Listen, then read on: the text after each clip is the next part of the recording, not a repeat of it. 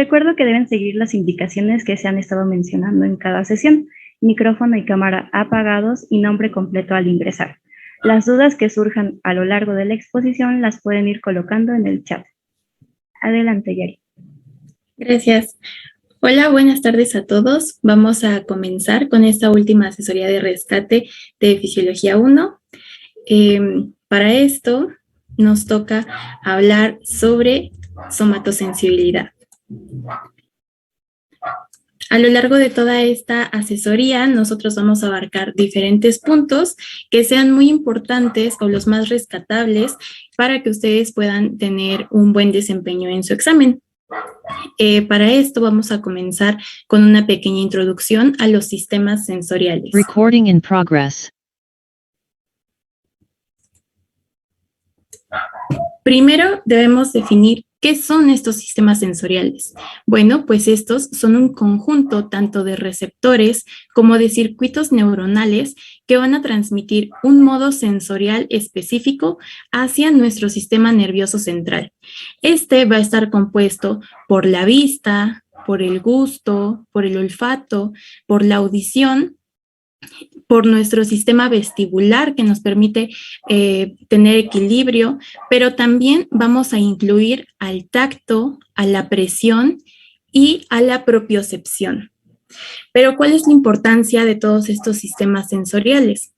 Pues estos sistemas sensoriales nos van a permitir tener un contacto estrecho entre nuestro medio exterior, es decir, con todo lo que nos rodea, todas las situaciones a las que nosotros estamos expuestos y propiamente con nuestro cuerpo. Debemos comenzar a diferenciar entre una sensación y una percepción. Si yo les pregunto ahorita a ustedes, y espero que lo escriban en el chat, en estas dos imágenes, pues tenemos a una mujer que está girando, pero ustedes hacia qué lado están viendo que gira. Y la otra pregunta es, en esta otra imagen que les aparece a la derecha en su pantalla, ¿ustedes qué observan?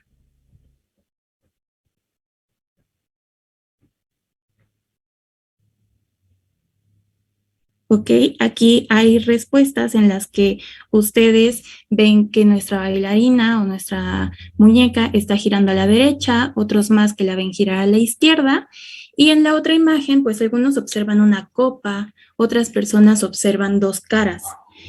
Y esto es precisamente porque una sensación va a ser todo aquello que nosotros podemos percibir directamente y de la manera más simple desde nuestros órganos sensoriales. Pero ya una percepción va a ser algo más organizado, va a ser algo que nosotros les vamos a dar un significado. Y esta es la principal diferencia. Nosotros vamos a poder observar lo que esté más de acuerdo a nuestras experiencias, a nuestros aprendizajes, y todo esto pues nos va a desencadenar gracias a las funciones mentales superiores. Pero continuando con todo esto, nosotros también vamos a tener una clasificación de nuestras sensaciones. Estas clasificaciones son dos diferentes, pero estas no están separadas del todo. La primera clasificación que nosotros tenemos es cuando las dividimos en sensaciones somáticas y sensaciones especiales. Dentro de nuestras sensaciones somáticas, nosotros podemos tener las superficiales, que principalmente están en nuestra piel, es decir, todo lo que implica el tacto. También tenemos sensaciones somáticas profundas, que estas van a estar más relacionadas con nuestro sistema locomotor, como lo pudieron ver en la asesoría pasada sobre reflejos. Estos van a estar ubicados principalmente en las articulaciones, en nuestros músculos o en nuestros tendones. Y finalmente tenemos sensaciones somáticas viscerales, que como su nombre lo indica, pues va a estar sensando todo lo que proviene de nuestras vísceras. Un ejemplo de esto podría ser nuestro tracto gastrointestinal. Por otro lado, cuando nosotros hablamos de las sensaciones especiales, hacemos referencia a todos nuestros sentidos especiales, que como bien van a ver para el próximo parcial, pues incluye la vista, el gusto, el olfato, la audición y el equilibrio dado por el sistema vestibular. La otra clasificación que nosotros tenemos es de sensaciones conscientes e inconscientes. Pero yo les mencionaba en un inicio que estas dos clasificaciones van a estar muy relacionadas, porque si nosotros hablamos de sensaciones somáticas superficiales que están principalmente relacionadas con la piel, pues vamos a tener que estas son unas sensaciones conscientes, porque nosotros nos podemos dar cuenta de cuando alguien nos está tocando el hombro o cuando alguien nos acaricia la mejilla. Pero hay una gran diferencia con nuestras sensaciones inconscientes, porque estas sensaciones inconscientes, en este caso, se las vamos a atribuir a las sensaciones somáticas viscerales. Es decir, nosotros en este momento no sabemos el estado de nuestra peristalsis, por ejemplo, o tampoco sabemos de los cambios de presión que tenemos a lo largo de nuestros días.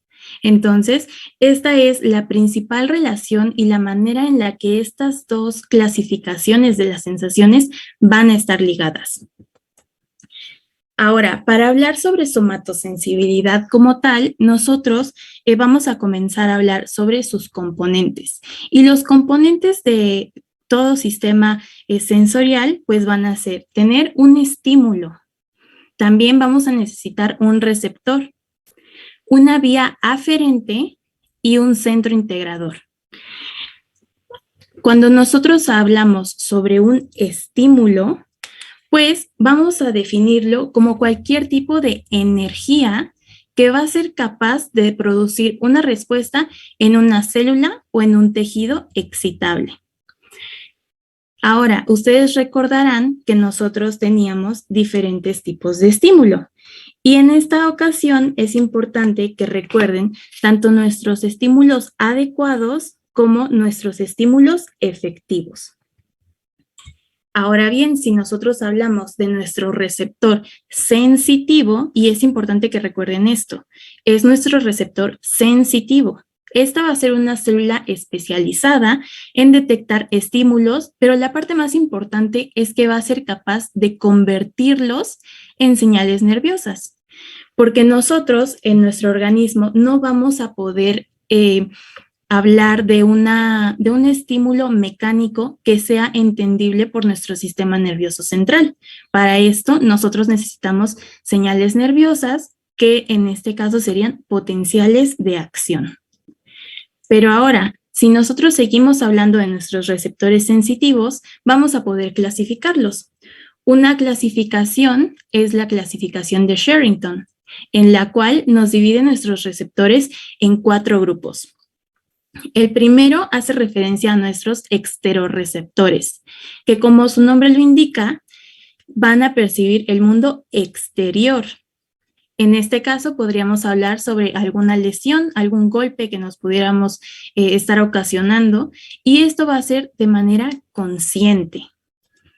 Por otro lado, nuestros telereceptores va a ser referencia a cuando algún estímulo se está originando a una larga distancia. Un ejemplo de esto podría ser la vista, en la cual nosotros vamos a percibir estos fotones, pero que van a estar a una distancia considerable. Y esto va a ser de igual manera, de manera consciente. Por otro lado, cuando hablamos de propioceptores o propioreceptores, estamos hablando de cómo se percibe el cuerpo, la posición y los movimientos que éste realiza. Por ejemplo, si ustedes alguna vez han ido a alguna clase de yoga, han realizado alguna actividad en la que requieran equilibrio o requieran mantener una postura específica, pues nosotros estaríamos activando este tipo de receptores y estos van a ser tanto conscientes como inconscientes. Y el último grupo que tenemos son los interoceptores o interorreceptores, que estos nos van a informar acerca de nuestro estado visceral. Como ya lo hemos venido mencionando, pues podríamos tomar como referencia nuestro tracto gastrointestinal y esto por consiguiente va a ser de manera inconsciente. Además de esta clasificación, tenemos otra que es la clasificación de Mountcastle. En esta lo vamos a poder dividir en 5 grandes grupos. Sin embargo, a estos nociceptores nosotros les vamos a poner un asterisco. Los vamos a marcar porque ahorita vamos a ver que estos nociceptores van a poder ser de alguno de estos tipos anteriores. Si nosotros comenzamos a hablar sobre nuestros mecanorreceptores, pues van a ser todos aquellos que van a responder a un tipo de estímulo mecánico. Por ejemplo, la sensibilidad táctil, la sensibilidad en nuestros tejidos profundos. Más adelante van a ver que también la audición, el equilibrio y la presión arterial van a estar utilizando este tipo de receptores. El siguiente grupo que tenemos es los termorreceptores, que estos pues nos van a estar sensando tanto frío como calor.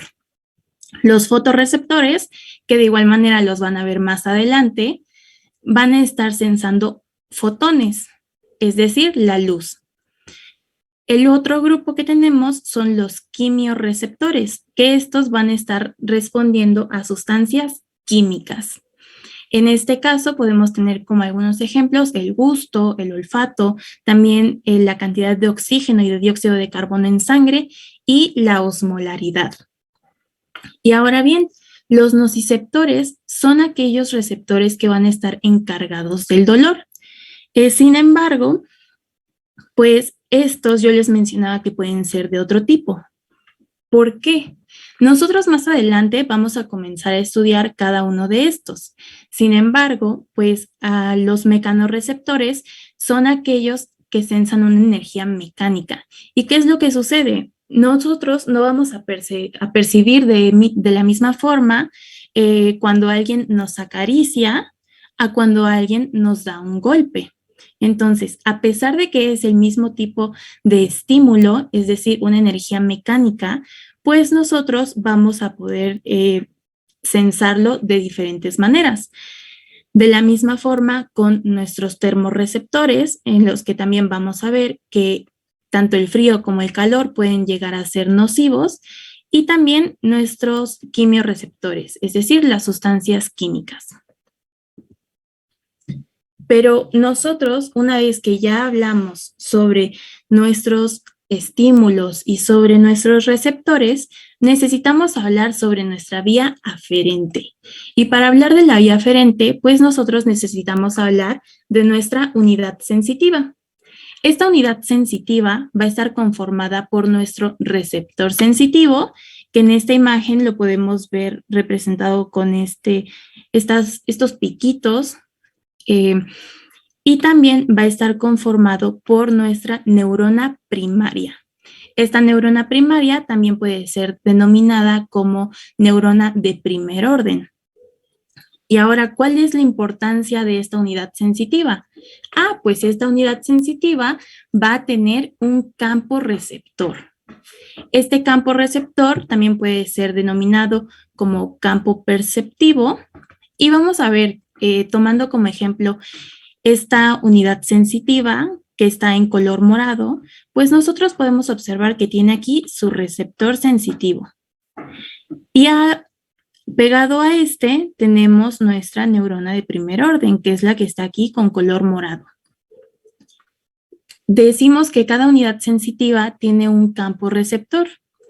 Pues este campo receptor para esta unidad sensitiva en específico va a estar delimitado con estas líneas punteadas que tiene un relleno de color morado. Entonces, ese va a ser denominado nuestro campo receptor primario.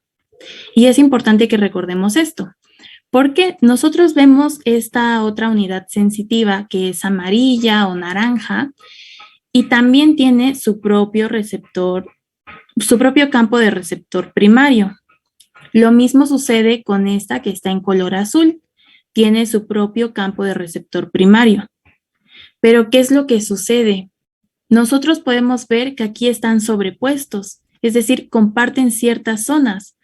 Es esto que está en un color que no se puede diferenciar si es morado y naranja, o si es morado o azul, o si es azul con naranja. nosotros los vemos sobrepuestos, es decir, comparten ciertas áreas. Entonces, cuando nosotros tenemos esto, vamos a poder denominarlo como campo receptor secundario o campo perceptivo secundario, que es esto que tenemos aquí rodeado con esta línea azul. Entonces va a ser muy importante que ustedes recuerden esto, porque lo vamos a retomar un poco más adelante cuando hablemos sobre la discriminación entre dos puntos. Ahora, nosotros ya estamos hablando de nuestra vía aferente. Entonces, vamos a comenzar a hablar sobre la transducción sensitiva. ¿Y cuál va a ser la composición o qué va a ser lo que nosotros necesitamos para poder llevar a cabo esta transducción? Pues necesitamos tener un estímulo. Y yo les mencionaba que íbamos a estar recordando nuestros estímulos adecuados y nuestros estímulos efectivos. En este caso, lo ideal es que nosotros tengamos un estímulo adecuado. Pero también vamos a necesitar a nuestro receptor. Y en este receptor, no sé si recuerdan que yo les mencionaba que una de las partes más importantes de este receptor es que va a poder traducir la información que recibe para poder enviarla a nuestro sistema nervioso central. Entonces, en este punto, nosotros vamos a estar teniendo un potencial de receptor, también denominado potencial generador.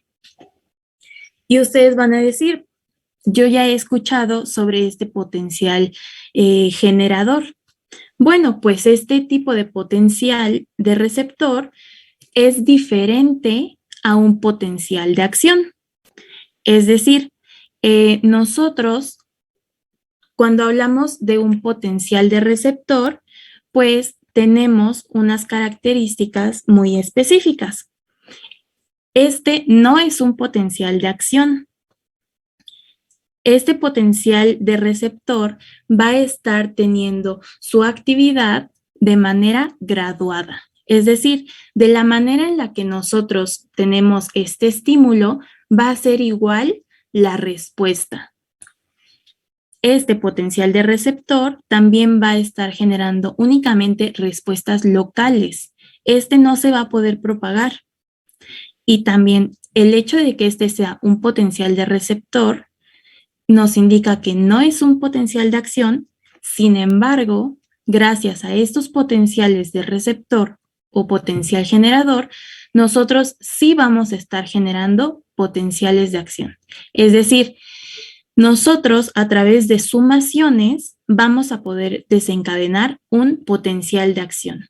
Y la importancia de poder generar un potencial de acción es que gracias a eso nosotros desde nuestro receptor vamos a poder estar enviando la información a través de nuestra vía aferente. Entonces, cuando hablamos de transducción sensitiva, es como si nosotros tuviéramos en nuestros receptores un traductor que va a estar diciendo, pues yo estoy sensando la información que me llega a través de un estímulo mecánico, por ejemplo, y lo voy a convertir o lo voy a traducir a un potencial de acción. Entonces, para esto vamos a explicar cómo es o cómo se da un potencial de receptor. Bueno, pues nosotros aquí tenemos un martillo. Entonces, con este martillo nosotros estimulamos. Entonces, este sería un tipo de estímulo mecánico. Nosotros estamos estimulando y vean, esta es la manera del estímulo, es la forma de nuestro estímulo. Entonces, este estímulo nosotros lo vamos a poder ver reflejado como nuestro potencial generador. Es decir, es un potencial electrotónico que tiene la misma forma, la misma intensidad y la misma amplitud de nuestro estímulo. Por esto decimos que es graduado. Pero ¿qué es lo que sucede? Nosotros llegamos a esta parte, que es la región del inicio del impulso o también zona generadora. ¿Y por qué se llama así? Pues esta zona generadora es la que nos va a estar desencadenando un potencial de acción. Pero ¿cómo es que nosotros llegamos a desencadenar este potencial de acción? Pues nosotros, gracias a este estímulo, vamos a estar abriendo ciertos canales. Nosotros podemos decir que deja entrar más sodio, pero también nos va a permitir la entrada de iones cargados positivamente. Entonces, en el punto en el que nosotros llegamos a un umbral, vamos a poder generar potenciales de acción. Entonces, estos potenciales de acción que se van a estar generando en esta zona, que es nuestra zona generadora, van a poder viajar a través de nuestra vía aferente hacia nuestro sistema nervioso central.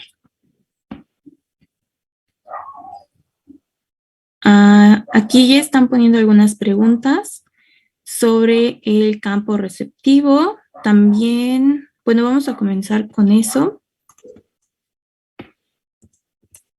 Ok, nuestro campo receptivo, campo receptor o campo perceptivo es toda esta superficie en la cual todos los estímulos que esté percibiendo van a ser sensados por este receptor sensitivo y van a ser enviados a través de su neurona primaria.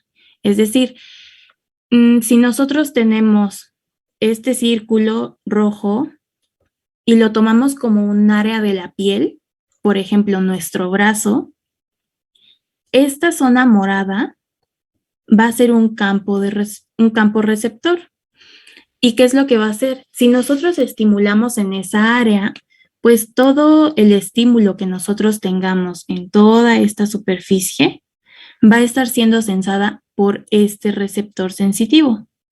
Y este receptor sensitivo va a tener su neurona primaria o de primer orden, que es la que va a viajar hacia nuestra médula espinal. Ahora, eso es un campo receptor primario. Cuando nosotros hablamos de uno secundario, es porque tenemos estas sobreposiciones. Es decir, este campo receptor primario está compartiendo esta área con otro campo receptor primario. Entonces, ¿qué es lo que hacemos? Pues si ya estamos viendo que todo esto se está enzimando y que no vamos a poder diferenciar si estimulamos en esta parte, si es para este campo receptor o para este otro campo receptor, pues mejor decimos que unimos todo y de esta manera nosotros generamos un campo receptor secundario. Y ahora, en este caso tenemos este campo receptor secundario que incluye estos tres campos receptores primarios. Pues toda la información que va a estar llegando a cada uno de estos campos receptores, pues van a estar viajando, sí, por su neurona primaria. Van a viajar, pero ¿qué es lo que sucede cuando llegamos a nuestra médula? Pues vemos aquí que tenemos una sola neurona secundaria para estas tres primarias. Entonces, toda la información va a estar depositándose en una sola neurona. ¿Y qué es lo que va a pasar? Esta información ya no va a poder diferenciar en cuál de estos tres campos receptores se estimuló, sino que va a viajar a través de una sola vía ascendente. Ya quedó un poquito más claro el campo receptor. De igual manera lo vamos a retomar un poco más adelante. Después dicen, ¿cuál es la diferencia entre un estímulo adecuado y un estímulo efectivo? Pues la diferencia es que nuestro estímulo adecuado es ese estímulo que siempre que estimule a nuestro receptor sensitivo y que sea con una cantidad adecuada, es decir, que llegue a nuestro umbral, va a desencadenar una respuesta. También es importante que este tipo de estímulo adecuado va a tener una mayor facilidad para poder llegar a nuestro umbral. Es decir, cuando nosotros hablamos de una neurona, nuestro estímulo adecuado siempre va a ser un estímulo de tipo eléctrico. Pero cuando nosotros hablamos de un estímulo efectivo, es todo ese estímulo del cual vamos a poder reaccionar, pero va a tener una mayor dificultad. Es decir, le va a costar un poco más de trabajo llegar a nuestro estímulo umbral. Un ejemplo de esto es cuando nuestro ojo siempre va a estar sensando fotones, que son de la luz, y ese es su estímulo adecuado. Sin embargo, como estímulo efectivo, nosotros vamos a poder reaccionar también a estímulos mecánicos. Entonces, nosotros cuando, no sé si alguna vez vieron en las caricaturas que a alguien le daban un golpe o le caía algo encima o simplemente se pegaba. ¿Qué es lo que nos hacían las caricaturas ver en ese momento? Para que nosotros pudiéramos identificar eso, le ponían a nuestro personaje algunas estrellitas o nos hacían ver que ellos estaban detectando algunos destellos. Pues eso es nuestro estímulo efectivo, es decir, el ojo no está diseñado para reaccionar a estímulos mecánicos. Sin embargo, un golpe tiene la cantidad de fuerza necesaria para llegar a este umbral y nos va a estimular este tipo de receptor. También una pregunta aquí dice, ¿cuál es el estímulo ideal para las fibras musculares? Si nosotros hablamos de un estímulo adecuado, sería un estímulo de tipo químico. Y también dice, podría volver a explicar el potencial generador. Bueno, nosotros tenemos esto, ¿no? Este martillo va a funcionar como nuestro estímulo. En este caso va a ser de tipo mecánico. ¿Qué va a hacer? Nosotros vamos a golpear y es lo que se está viendo con este desplazamiento. Entonces, este estímulo tiene esta morfología, tiene esta duración y esta intensidad. Entonces, este estímulo nos va a estar generando una apertura de canales. Estos canales pueden ser de sodio o también pueden ser de cualquier ion que sea positivo. Ahora, esta apertura de canales nos va a generar un potencial generador, que es este que podemos observar aquí. Si nosotros comparamos estos dos, pues van a tener la misma morfología. Si ustedes se dan cuenta, tienen la misma duración y también la misma intensidad. ¿Por qué? Porque este tipo de potencial generador o de receptor va a tener una respuesta graduada. Es decir, de la misma intensidad y duración que sea nuestro estímulo, vamos a tener este potencial generador. Ahora, ¿qué es lo que sucede? Si nosotros tenemos este potencial generador, pues nosotros debemos recordar que íbamos a tener sumaciones. Y estas sumaciones iban a ser muy importantes en esta zona. En esta zona nosotros le vamos a llamar zona generadora. ¿Por qué? Porque aquí es cuando nosotros vamos a poder generar potenciales de acción.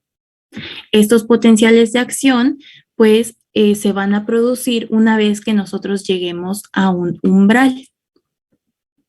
Ahora, estos potenciales de acción van a ser muy importantes porque si nosotros hablamos de la transducción sensitiva, habíamos dicho que esta energía mecánica que era generada por este martillo iba a tener que ser traducida a nuestro potencial de acción, porque nuestro sistema nervioso central únicamente va a responder a este tipo de información. Nosotros necesitamos tener impulsos nerviosos, en este caso un potencial de acción, y este va a viajar a través de nuestra neurona sensitiva en dirección a nuestro sistema nervioso central. ¿Ya queda un poco más claro?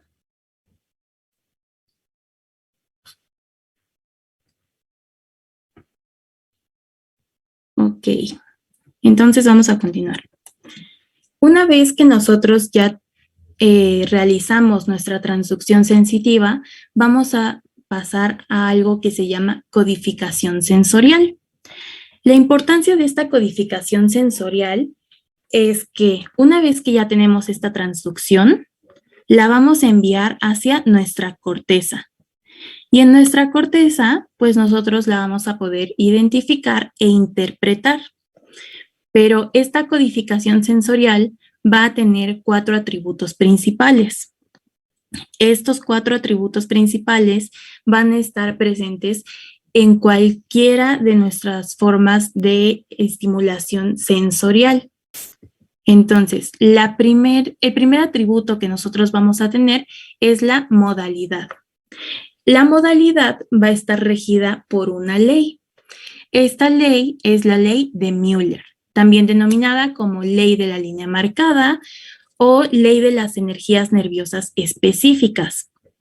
Pero ahora, ¿qué es lo que nos dice esta ley? Pues nos va a decir que la percepción siempre va a ser la misma cuando nosotros estimulemos un receptor o una vía nerviosa específica en cualquier sitio de su trayectoria. Es decir, nosotros podemos tener un estímulo eléctrico, uno mecánico o uno térmico, pero si nosotros estimulamos nuestra vía nerviosa que es específica para el calor, pues la percepción que nosotros vamos a tener va a ser siempre de calor. No, si nosotros estimulamos de manera mecánica un receptor o nuestra vía para el calor, vamos a poder percibirlo como calor.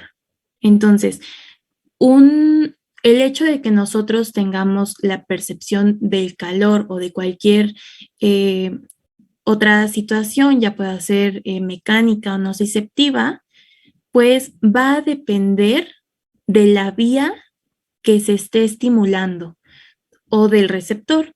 No va a depender del tipo de estímulo.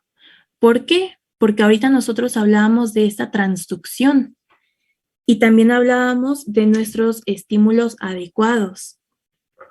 Entonces, si nosotros a través de esta transducción únicamente lo mandamos a potenciales de acción, pues vamos a estar recibiendo esta información en nuestro sistema nervioso central. Ahora, el segundo atributo que tenemos es la ubicación. Y esta va a estar regida de igual manera por una ley. Esta ley va a ser la ley de la proyección. Y esta ley nos va a decir o nos va a hablar sobre la discriminación entre dos puntos. Y ahorita yo les mencionaba un poco sobre nuestro campo receptor. Pues esta discriminación en dos puntos va a depender de este. Y nosotros podemos decir de manera muy general que cuando tengamos un mayor tamaño de nuestro campo receptor, vamos a tener por consiguiente una mayor convergencia. Y si nosotros tenemos una mayor convergencia, vamos a tener una menor discriminación. Y lo mismo en el caso contrario. Si el tamaño de nuestro campo receptor es menor, vamos a tener una menor convergencia y una mayor discriminación. Ahora, esto, ¿cómo lo podemos estudiar? Pues con esto, nosotros tenemos dos compases. El primero, nosotros podemos observar que está cada punta en un campo receptor primario, que es, por ejemplo, en este verde y en este morado. Entonces, hasta ahí, cada punta de nuestro compás estaría estimulando un campo receptor primario y es diferente uno del otro. También podemos observar que cada uno de ellos tiene su neurona sensorial primaria, que esto ya nos estaría formando nuestra unidad sensitiva. Recuerden, nuestro receptor con nuestra neurona sensorial primaria. Pero, ¿qué es lo que sucede en este punto? Pues nosotros tenemos una sola neurona sensorial secundaria, que es esta. Y está llegando la información de estos dos campos receptores a una sola neurona sensorial secundaria. Entonces, en este caso, estamos hablando de convergencia. Es decir, la información, a pesar de que proviene de dos puntos diferentes, va a llegar a uno mismo. Y esto va a ser una integración, una convergencia. Entonces, estos campos receptores son de un tamaño grande. Y esto nos confiere una mayor convergencia. Y esto nos genera que nosotros sintamos un solo estímulo. Es decir, tenemos una menor discriminación. Diferente a lo que pasa en esta segunda situación. Tenemos de igual manera un compás, una punta que está sobre un campo receptor primario y la otra punta está sobre un campo receptor primario. Pero, ¿qué es lo que pasa? Cada uno de ellos también tiene su receptor sensorial y su neurona sensorial primaria. Pero en este caso, ¿cuál es la diferencia? Cada uno de estos tiene una neurona sensorial secundaria única. Entonces, la información que llega de este campo receptor primario va a estar sensándose como un estímulo. Y toda la información que llega a este campo receptor primario también va a estar sensándose como un estímulo aparte, un estímulo diferente. Entonces, en este caso, nosotros sí podemos hablar de una discriminación entre dos puntos. ¿Por qué? En este caso, no tenemos convergencia. Nuestros campos receptores son de menor tamaño, tienen una menor convergencia y por esto van a tener una mayor facilidad de discriminación. ¿Quedó claro esta parte?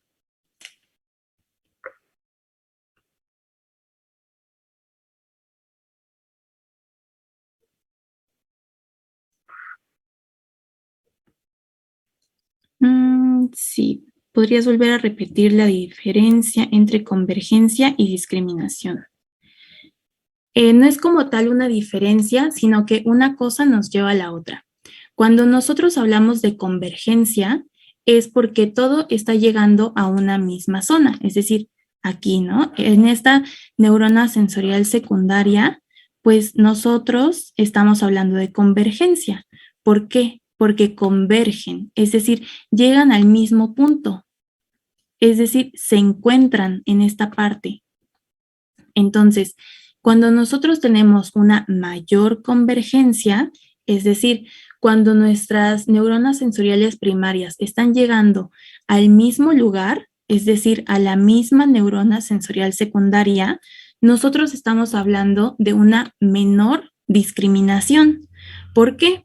Porque a pesar de que aquí estamos realizando dos estímulos, es decir, el estímulo que hacemos con esta punta y el estímulo que hacemos con esta otra punta, no se va a percibir como dos estímulos diferentes, sino que cuando llegan aquí y hacen convergencia, es decir, tenemos una mayor convergencia, nosotros sentimos un único estímulo.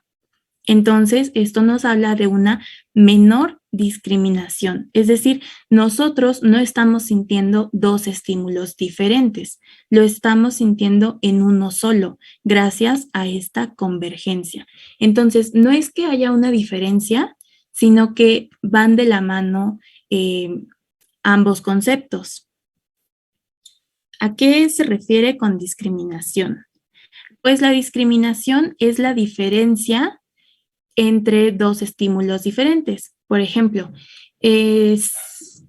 cuando una persona llega con ustedes y les habla tocándoles un hombro y llega una persona al mismo tiempo tocándoles el otro hombro.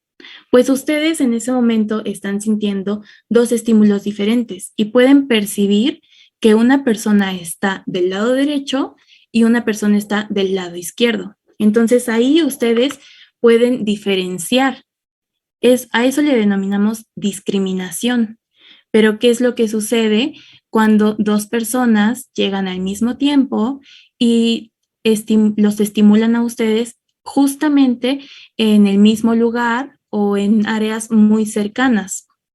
Pues ustedes no pueden diferenciar dos estímulos, lo sienten como uno solo. Entonces, a eso nosotros le estaríamos denominando discriminación, el poder diferenciar cuando tenemos dos estímulos diferentes. Y aquí dice, entonces un conjunto de campos perceptivos primarios forman un campo perceptivo secundario. Sí, así es. Cuando nosotros tenemos un campo perceptivo primario y un campo perceptivo primario diferente, pero están compartiendo pues están compartiendo todo esto, nosotros los podemos englobar en un campo perceptivo o receptivo secundario, que sería todo este que está aquí alrededor. Entonces vamos a continuar con este otro atributo que es la intensidad. La intensidad pues va a estar regida por la ley de Weber-Fechner. ¿Y esta qué nos dice? Pues nos dice que la intensidad va a depender de la sumación del potencial de receptor. Entonces, para esto nosotros vamos a tener un código de frecuencia y un código de población. Para esto es importante que ustedes recuerden la sumación temporal y la sumación espacial. Entonces, cuando nosotros hablamos de nuestro código de frecuencia, estamos hablando de una sumación temporal. Y es temporal porque a diferentes tiempos nosotros vamos a estar teniendo diferentes estímulos. Nosotros tenemos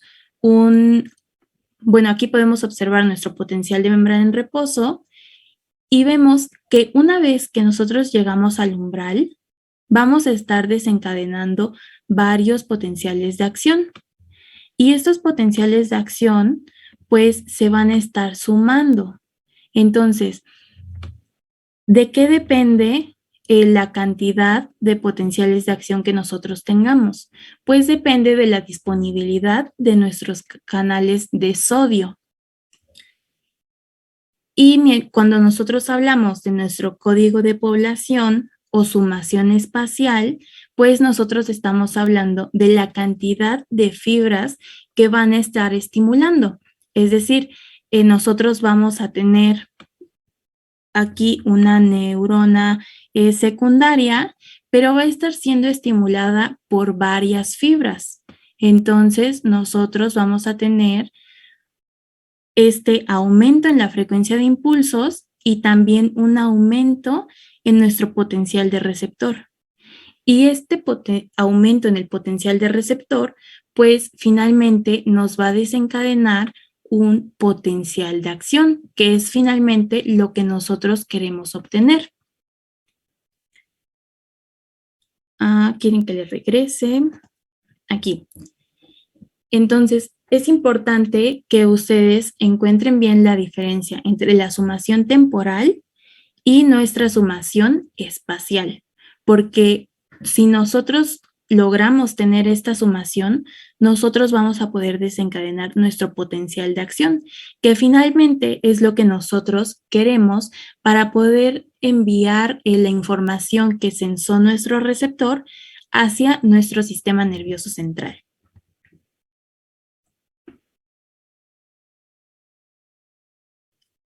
Ahora, nuestro último atributo es la duración. Y la duración va a estar regida por la ley de habituación. ¿Qué nos dice esta ley de habituación?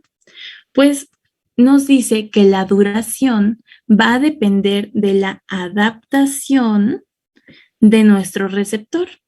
Y gracias a esto vamos a poder clasificar a nuestros receptores en fásicos y en tónicos.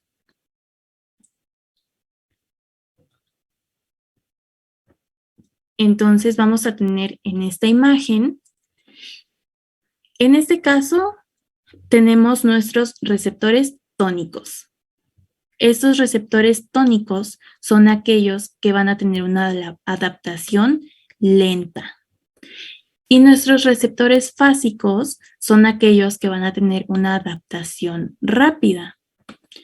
Y para que se los aprendan de una manera más fácil, los receptores fásicos suena a fast, que es rápido en inglés. Entonces, de esta manera, ustedes dicen fásicos suena a fast. Entonces, son de adaptación rápida. Y pues nuestros receptores tónicos, que serían lo contrario, que son de adaptación lenta. Ahora, nosotros podemos observar que tenemos este estímulo. Pues nuestro estímulo va a ser igual a nuestro potencial de receptor. En este caso, vemos que tienen la misma duración y también van a tener la misma intensidad. Pero, ¿qué es lo que sucede en nuestros receptores tónicos? Estos son potenciales de acción. Y si nosotros vemos, se están generando, pero cada vez la distancia entre un potencial de acción y otro es más grande. Y llegamos a este punto en el que ya nuestro potencial de acción no se está generando con la misma intensidad que los otros. ¿Por qué? Porque hasta este punto nuestro receptor ya se logró adaptar. Entonces, si lo comparamos con nuestro receptor fásico, tenemos de igual manera un estímulo que tiene la misma duración de nuestro potencial de receptor. Pero, ¿qué es lo que sucede aquí? Si vemos, nuestros potenciales de acción únicamente se están generando al inicio. Entonces, aquí podemos ver que todo este tiempo ya no se estuvo generando más potenciales de acción. ¿Por qué? Porque la adaptación de estos receptores es más rápida. Es decir, si nosotros estimulamos solamente en este tiempo, nosotros vamos a estar sintiendo ese estímulo. Y todo este tiempo, a pesar de que también estamos estimulando, ya no sentimos nada. Entonces, esta es la diferencia entre nuestros receptores tónicos y nuestros receptores fásicos.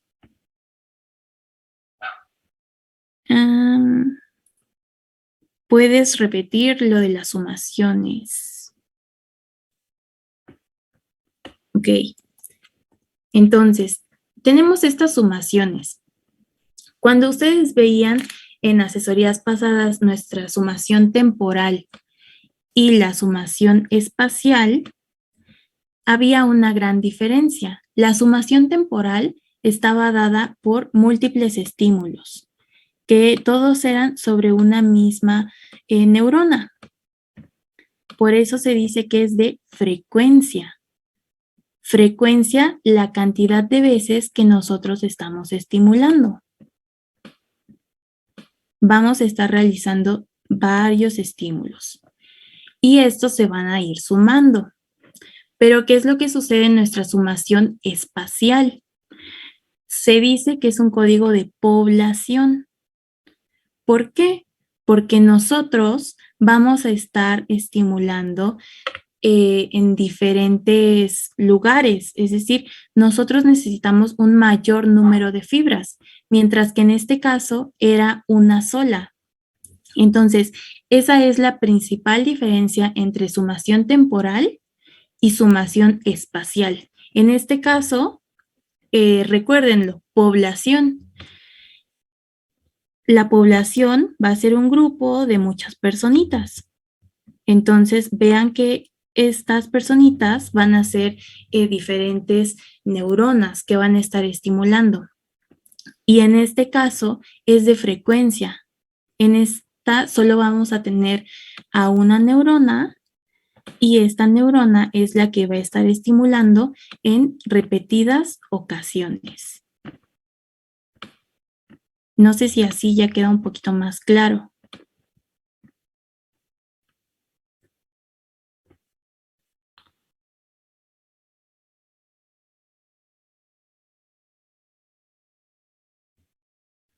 Ok. Ahora también hay otra pregunta que dice, ¿adaptación es lo mismo que habituación? No, hay una diferencia muy importante que es precisamente que cuando nosotros hablamos de adaptación, estamos haciendo referencia a nivel de receptor. Y cuando nosotros hablamos de habituación, estamos hablando ya a nivel de sistema nervioso central. Entonces, es muy importante esa diferencia porque, por ejemplo, nuestros receptores se pueden adaptar al estímulo, ¿no?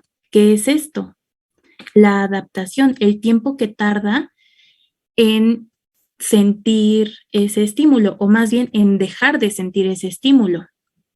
Y cuando nosotros hablamos de habituación, es cuando una persona, por ejemplo, que vive en la costa, pues está expuesto a temperaturas muy altas. Pero esta persona, si ustedes le preguntan, va a decir, pues yo no siento calor. Entonces, en ese caso ya estamos hablando de una adaptación a nivel de sistema nervioso central, ya no nada más de receptor, sino a este nivel. Esa es la diferencia entre adaptación y habituación. ¿Les quedó clara esta parte de la adaptación de los receptores?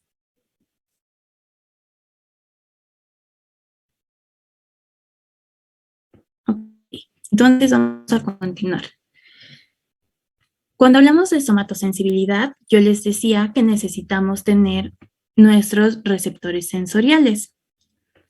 Y ahora, estos receptores sensoriales, a su vez, veíamos varias clasificaciones. En este caso, vamos a quedarnos con esta clasificación en la que vamos a comenzar con nuestros mecanorreceptores. Estos mecanorreceptores, pues como su nombre lo indica, van a estar sensando estímulos de tipo mecánicos. Y esto va a ser muy importante porque vamos a tener diferentes receptores. Vamos a comenzar con estos que son nuestros corpúsculos de Pacini. Si ustedes los observan aquí, pues vamos a poder observar que tienen una fibra nerviosa, pero ven todos estos espirales o todas estas rueditas que tiene aquí. Pues es porque este tipo de receptor va a tener tejido conectivo a su alrededor. ¿Y cuál es la importancia de este tejido conectivo? Pues es que gracias a esto nosotros vamos a poder aislar la información y de esta manera también vamos a tener una mejor, preservación de nuestra información. Va a ser más fácil que nosotros podamos llevar la información de este estímulo hacia nuestro sistema nervioso central. Una manera en la que se le ha relacionado mucho a estos corpúsculos de Pacini es precisamente por su similitud con una cebolla partida a la mitad, que si ustedes observan cada una de estas capitas de tejido conectivo podría estar representando cada una de las capas de una cebolla. Estos corpúsculos de Pacini se van a encontrar en el tejido subcutáneo de la piel glabra y de la piel con pelo, es decir, la piel lampiña y la piel con pelo. Ahora, su adaptación es rápida y los estímulos a los que va a estar respondiendo principalmente va a ser la vibración rápida y profunda, que va a ser de 200 a 300 Hz aproximadamente. Y ahora aquí viene una parte importante, nuestro campo receptor. Si en este caso estamos hablando de que el campo receptor es muy amplio, nosotros estaríamos hablando de qué tipo de discriminación. Nosotros vamos a poder discriminar entre dos puntos cuando estimulamos estos corpúsculos de Pacini o no vamos a poder hacer esta discriminación.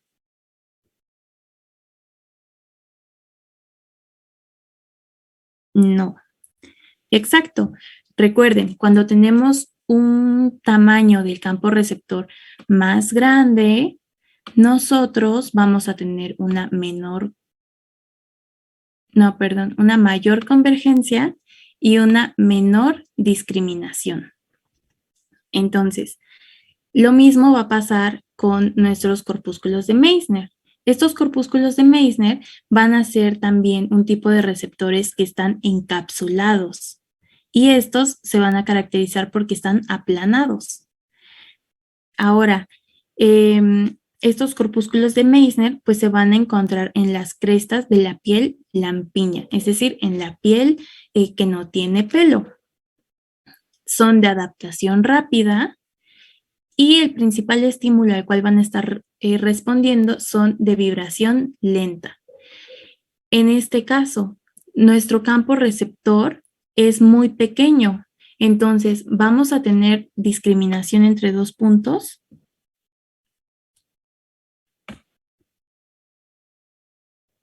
Sí, así es. Entonces, a menor tamaño de nuestro campo receptor, vamos a tener una menor convergencia y una mayor discriminación.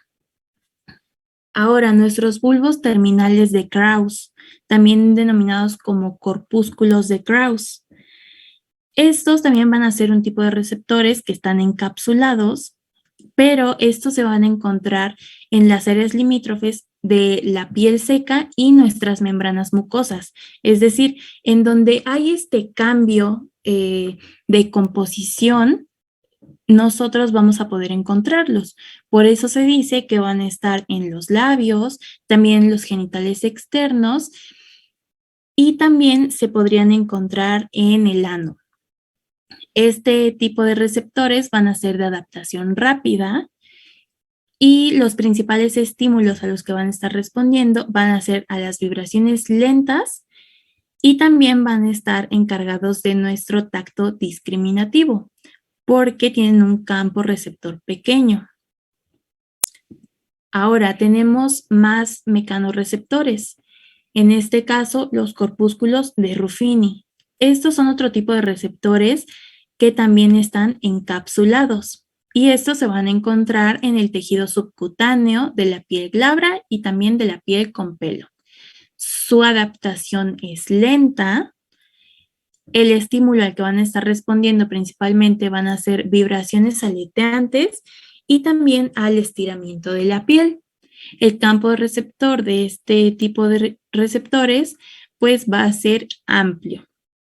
Es decir, vamos a tener una menor discriminación. En cuanto a estos tres receptores que nos quedan, van a ser receptores que no están encapsulados. Entonces, nuestros discos de Merkel se van a encontrar en el borde de la dermis y del epidermis y se van a encontrar únicamente en la piel glabra. Estos son de adaptación lenta, van a responder a la presión sostenida y al tacto y sus campos receptores son muy pequeños. Entonces, cuando tenemos campos receptores muy pequeños, vamos a tener una mayor discriminación. Ahora, las terminaciones nerviosas libres, pues como su nombre lo indica, son las terminaciones nerviosas, es decir, tenemos nuestra neurona y va a ser la parte final.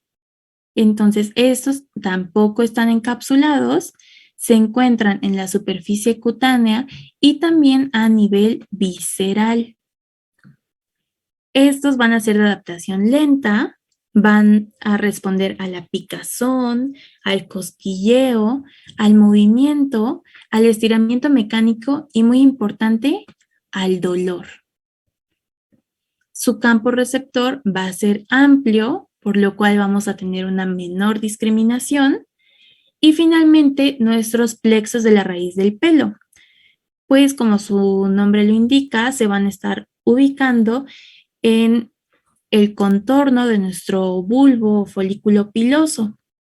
La adaptación puede ser tanto lenta como rápida y van a estar respondiendo a estímulos de movimiento. Su campo receptor va a ser muy pequeño, por lo cual vamos a tener una mayor discriminación. Ahora, cuando nosotros hablamos de nuestros termorreceptores, estamos haciendo referencia a la temperatura. En este caso, estos termorreceptores van a responder al calor y al frío inocuos. Es importante que recuerden esto. Cuando nosotros decimos que es inocuo, es porque no nos va a estar generando dolor.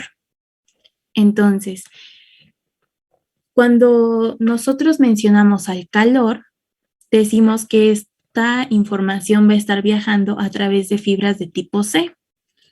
Y si nosotros recordamos las características de nuestras fibras de tipo C, es que estas no tienen mielina. Y ahora, estos receptores van a ser receptores de potencial transitorio, es decir, nuestros receptores TRP. Pero, ¿qué es lo que sucede? Para el calor nosotros tenemos dos receptores diferentes, TRPV3 y TRPV4. Pero nosotros vemos que tenemos algo diferente aquí. Le agregamos una V. La V es precisamente por los compuestos vaniloides. Estos compuestos vaniloides, pues, van a ser un tipo de sustancia que dentro de su configuración química, pues van a tener este tipo de grupo funcional, que es el vanilil, en el cual va a ser muy importante porque va a estar ubicado en ciertas sustancias que han sido relacionadas con el calor. Los receptores TRPV3 van a sensar temperaturas de los 33 a los 39 grados centígrados, mientras que los TRPV4 van a estar sensando temperaturas de 25 grados centígrados hasta 34 grados centígrados. Ahora, ¿qué pasa cuando hablamos del frío? El frío va a estar viajando por fibras A delta y de tipo C. Estas fibras de tipo A delta, si recuerdan, sí tienen mielina. Sin embargo, de todos los tipos de fibras, estas son las que tienen una menor cantidad. También vamos a estar hablando de receptores TRP, pero en este caso vemos que tiene la letra M. Esta M es por el mentol. El mentol ha sido, fue sacado precisamente de la menta, que es un compuesto que nos va a dar una sensación fresca. Entonces, para el frío inocuo vamos a tener a los receptores TRPM8, los cuales van a estar sensando temperaturas desde los 10 hasta los 25 grados centígrados, y es importante que a menos de 10 grados centígrados, estos receptores van a estar inactivos. ¿Y esto qué nos va a generar? Nos va a generar anestesia local.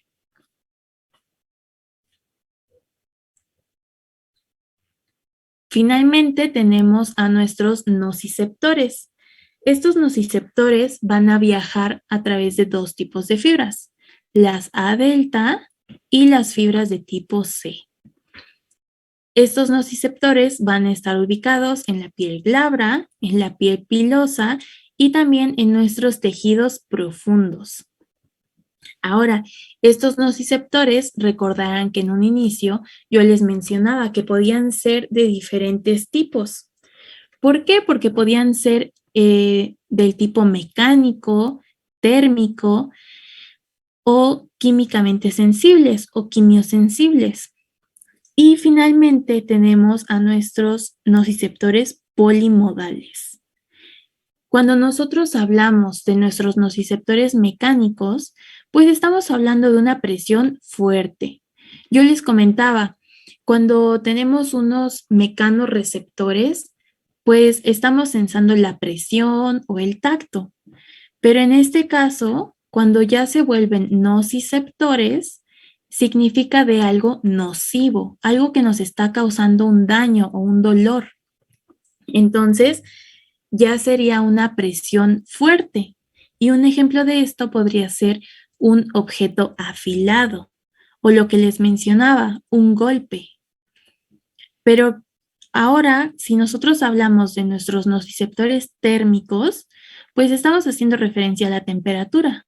Sin embargo, en esta situación, nosotros vamos a tener para el calor temperaturas mayores a 45 grados centígrados y para el frío, temperaturas menores a 20 grados centígrados. ¿Qué es lo que pasaba con nuestros termorreceptores? Estos iban a estar sensando hasta temperaturas de 39 grados centígrados. Entonces, aquí ya estamos hablando de una temperatura mucho mayor. Estas temperaturas nos van a estar generando dolor.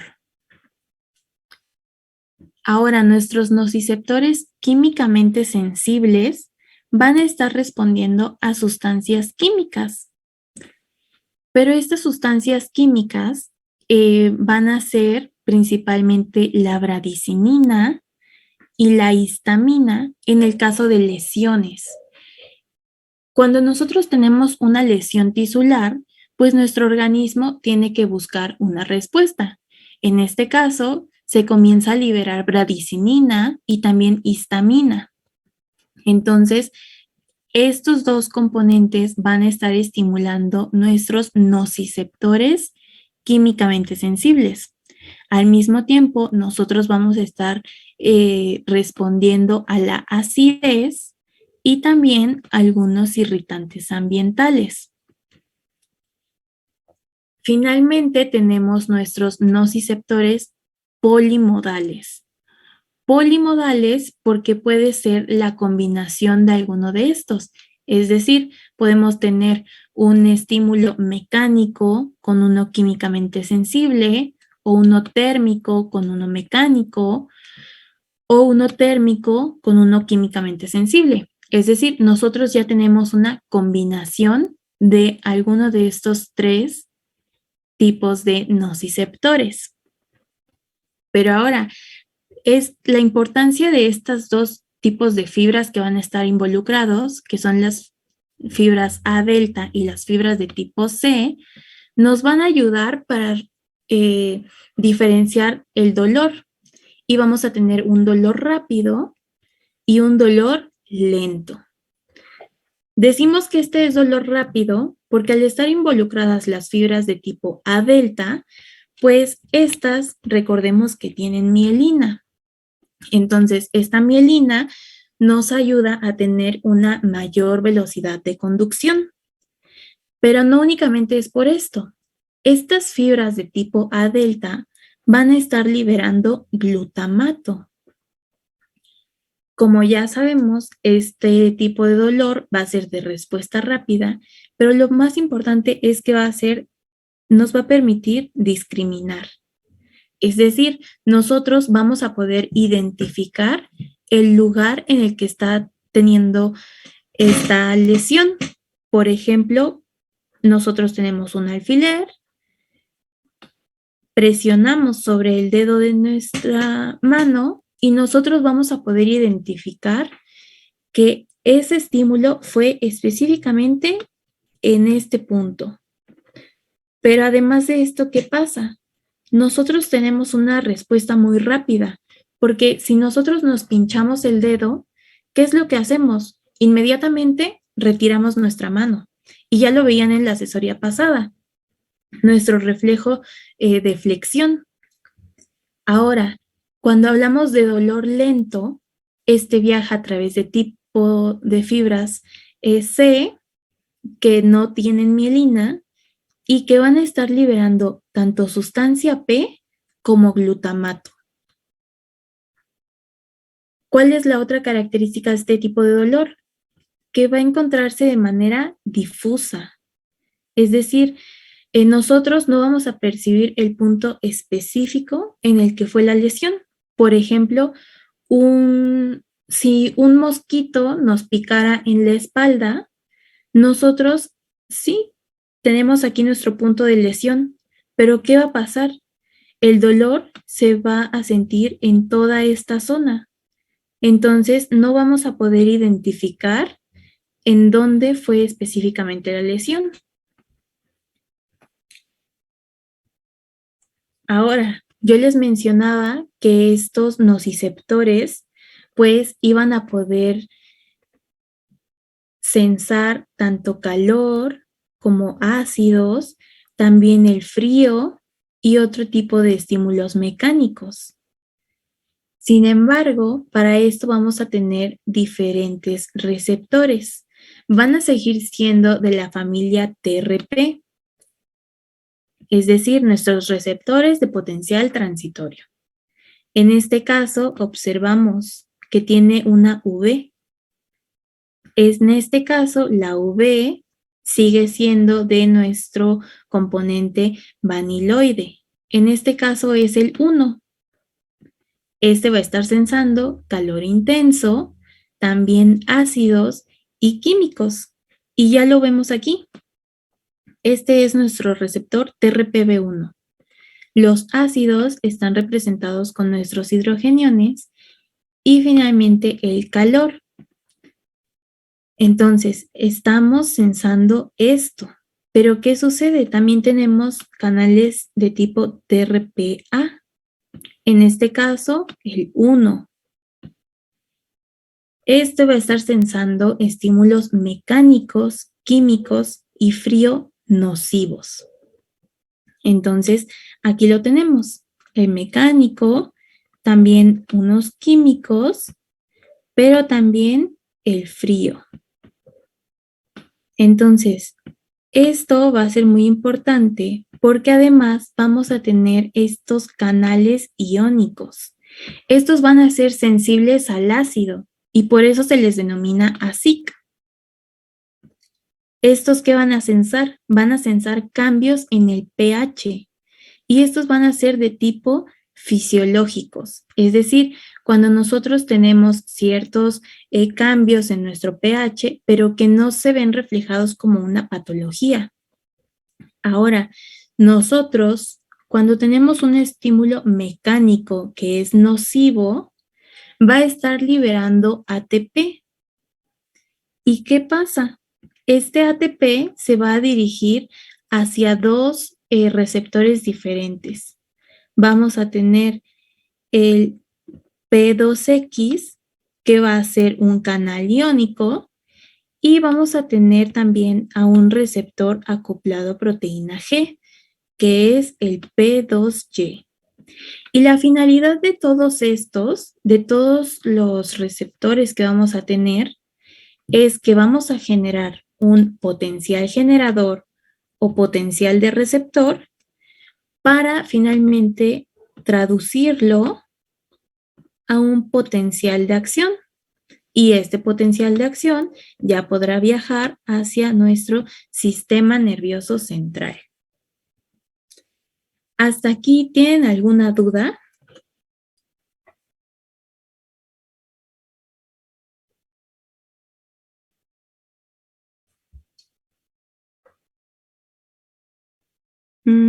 Ok, todo bien. Puedes repetir lo de P2X. Ok. Nosotros tenemos estímulos mecánicos. Estos estímulos mecánicos de tipo nocivos, porque estamos hablando de nociceptores. Entonces, siempre que tengamos un estímulo mecánico nocivo, va a estar liberando ATP. Y este ATP se va a unir tanto a receptores P2X, que estos, si vemos en estas imágenes, pues se ve igual a estos otros receptores, que son canales iónicos. Pero, ¿cuál es la diferencia con el P2Y? Este P2Y es de tipo acoplado a proteína G. ¿Cómo lo sabemos? porque tiene aquí 7 subunidades.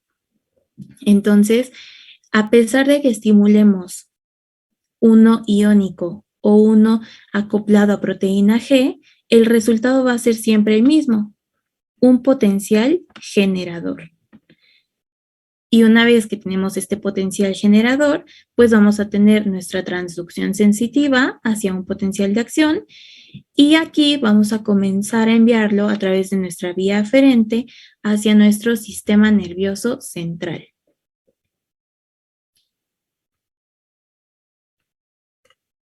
¿A qué se debe la M de TRPM8? Al mentol. El mentol, un compuesto que fue encontrado en la menta, precisamente por su sabor fresco.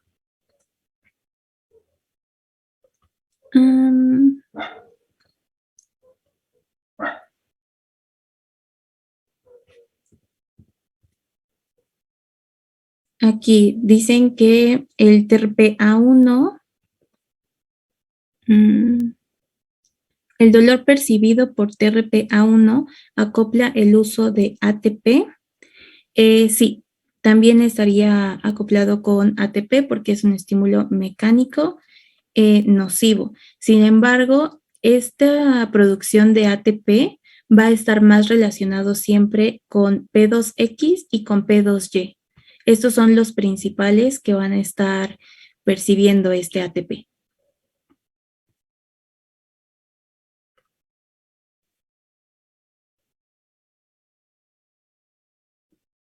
Y luego dice, ¿a qué se refiere la A en TRPA1?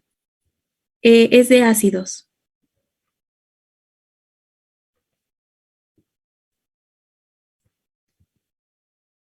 Y ahora vamos a continuar con el dolor. Hablar de dolor es muy amplio, sin embargo, pues nosotros vamos a poder definir al dolor como cualquier sensación que sea desagradable. Entonces, el dolor va a ser una de las principales causas de consulta que nosotros vamos a tener. Sin embargo, este dolor va a tener varias clasificaciones. La primera que nosotros podemos encontrar es entre dolor agudo y crónico. La principal diferencia que vamos a tener entre estos dos tipos de dolores va a ser la temporalidad. ¿Por qué? Porque el dolor agudo va a ser una señal de alarma y se va a manifestar inmediatamente de que se produjo una lesión. Y este pues va a desaparecer una vez que nosotros nos curamos.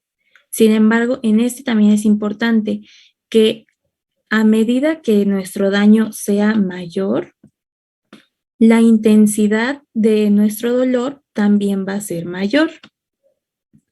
Mientras que en el dolor crónico lo vamos a poder tener como un síntoma y este va a acompañar el desarrollo de una enfermedad. Estas enfermedades son principalmente de tipo crónico. Una diferencia muy importante es que este tipo de dolor va a estar presente a pesar de que nosotros ya no tengamos esa lesión. Además, este va a ser persistente. Es por esto que acompaña todo el desarrollo de una lesión, de una enfermedad, perdón. Porque a pesar de que nosotros nos curemos, vamos a seguir sintiendo este dolor. Y en este caso, tampoco va a haber una relación daño-intensidad. Es decir, esto ya no va a ser proporcional a como lo teníamos en nuestro dolor agudo. Esta intensidad va a ser variable entre cada individuo y no va a estar relacionado con el nivel del daño que nosotros estemos sufriendo. Otra clasificación que tenemos para el dolor es el dolor inflamatorio y el dolor neuropático. El dolor inflamatorio va a estar acompañado por un agente y este agente nos va a producir una liberación de sustancias. Hace rato veíamos, tenemos el glutamato, también la sustancia P y también podríamos estar hablando de bradicinina e histamina. Entonces, este agente va a estimular esta liberación y lo vamos a sentir como un dolor intenso. Mientras que cuando nosotros hablamos del dolor neuropático, su nombre nos lo indica, neuro. Es decir, tenemos una lesión o una enfermedad que actúa sobre nuestros nervios periféricos, nuestros nociceptores o directamente en nuestro sistema nervioso central. Este dolor va a ser quemante y en este caso únicamente vamos a tener hiperalgesia, mientras que en el inflamatorio tenemos tanto hiperalgesia como alodinia. Un poco más adelante vamos a hablar un poco sobre estos dos términos para que les quede un poquito más claro. Otra clasificación de dolor va a ser la superficial y la profunda. Pues en el tipo de dolor superficial vamos a tener fibras de tipo A delta. Este dolor va a ser localizado y esta es la principal característica o la que nos va a permitir hacer esta diferencia. No vamos a tener respuestas autonómicas y ahorita vamos a ver por qué. En este caso, al ser localizado, vamos a estar hablando de una estructura anatómica específica. Mientras que cuando hablamos de un dolor profundo, no vamos a tener fibras A delta, por lo cual este dolor va a ser difuso. No vamos a poder relacionar una estructura anatómica específica. Nosotros vamos a poder hablar de un dolor que se siente en una gran parte de nuestro cuerpo. Ahora, en este caso, nosotros sí vamos a tener respuestas autonómicas. Las respuestas autonómicas son las que están dadas por nuestro sistema nervioso autónomo y en este caso van a poder presentarse náuseas, sudoración y también cambios en la presión. ¿Esto por qué? Porque vamos a tener cuerpos celulares en los ganglios de la raíz dorsal, pero también en nervios craneanos, que estos van a ser principalmente relacionados con las náuseas. Y finalmente tenemos nuestro dolor referido. Este tipo de dolor va a ser aquel que se va a percibir en una estructura somática, es decir, en una estructura de nuestro cuerpo que está a una distancia considerable de nuestro órgano afectado. Y el ejemplo más común de esto es precisamente el corazón.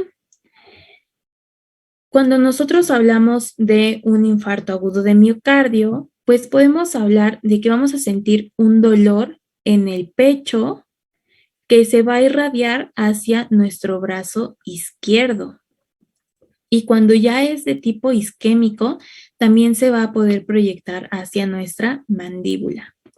También algo muy importante o un ejemplo muy claro es precisamente un dolor de riñón. ¿Alguna vez habrán escuchado a alguna persona decir, ay, me duelen los riñones? Y se tocan la parte baja de la espalda. Porque nosotros tenemos este dolor referido hacia esta zona. Estos dolores referidos van a ser por el origen embrionario. Entonces, de esta manera, nosotros no vamos a sentir un dolor específico en el lugar en el que se encuentra este órgano afectado, sino que va a estar a una cierta distancia.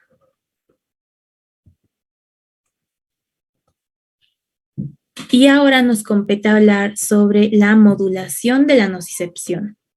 Esta modulación, pues, va a estar dada por nuestro propio organismo, va a ser una modulación endógena y en este caso nosotros tenemos una situación inicial. Tenemos un nociceptor que va a estar generando un estímulo. Este estímulo va a ser nocivo, pero ¿qué es lo que sucede? Nosotros en nuestro organismo vamos a tener algunos opioides estos opioides van a ser opioides endógenos. El principal representante de estos es la encefalina. Esta encefalina va a estar siendo liberada y va a actuar sobre nuestros receptores. Sin embargo, vamos a tener aún a estos canales de calcio. Y si ustedes recuerdan de asesorías pasadas, el calcio nos iba a ayudar en la liberación vesicular. Entonces, nosotros íbamos a poder seguir liberando algunas sustancias que nos generan dolor. Nosotros hablábamos de glutamato y de la sustancia P. Entonces, este neurotransmisor va a poder seguir liberándose y a final de cuentas, nosotros vamos a poder seguir sintiendo dolor. Pero, ¿qué pasa? Si nosotros comenzamos a liberar encefalina, que es nuestro opioide endógeno, vamos a tener a esta, que es una interneurona. Y la principal importancia de esta encefalina es que va a estar siendo liberada a través de estas vesículas y va a estar actuando sobre nuestros receptores. Entonces, ¿qué es lo que va a causar? Una menor liberación, una disminución en la liberación del calcio. Entonces, el calcio ya no nos va a estar llegando de manera que no nos va a permitir tener esta liberación vesicular. Entonces, todo el glutamato que tenemos aquí o la sustancia P que también tenemos en estas vesículas no van a estar siendo liberadas. Por lo cual, si nosotros no tenemos esta liberación de neurotransmisores, no vamos a poder sentir dolor. Y esta es la base fisiológica de los opioides. Los opioides sintéticos o los opioides exógenos que utilizamos para la modulación del dolor.